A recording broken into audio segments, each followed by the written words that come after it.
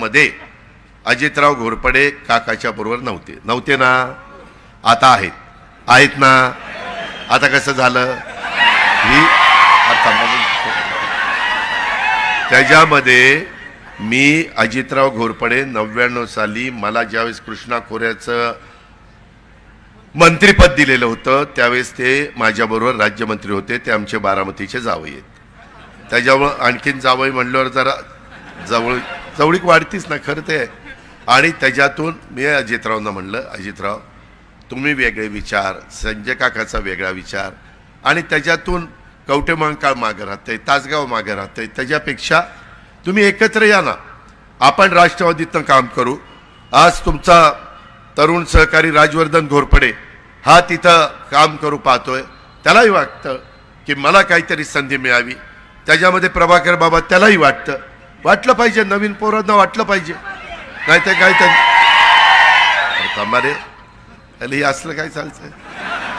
त्याच्यामध्ये कुठल्याही परिस्थितीत हे चक्र आहे. काही वर्षांनी आम्ही आता तरुणपणे 29-30 वर्षे खासदार झालो. आत्तापर्यंत प्रतिनिधी, खासदार, आमदार, विरोधी पक्ष नेता, उपमुख्यमंत्री, मंत्री, राज्यमंत्री सगळी पदं मी भोगली. पण पुढं नवी पिढी पण तयार केली पाहिजे ना.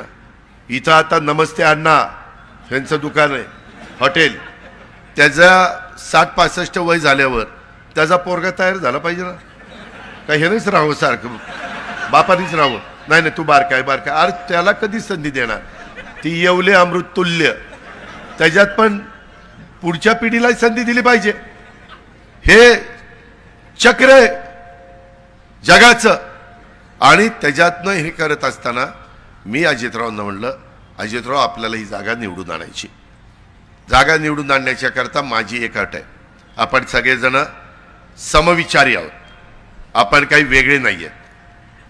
तर तुम्ही मला कवठे महांकाळमधनं लीड द्या आमच्या संजय काकाला. तुम्ही लीड दिलं तर ह्या बाबाला लीड न देता आमदार केले की नाही? ते समाजाकडे बघून केलंय. इलियास नायकवाडी आम्ही बघायचो काय भाषणं करायचे, ते शेवटपर्यंत आमदार झाले नाही. मला इतकं वाईट वाटायचं. इलियास नायकवाडी आता वर्ण बघत असतील, चला मी नाही तर इद्रिस तरी झाला की नाही.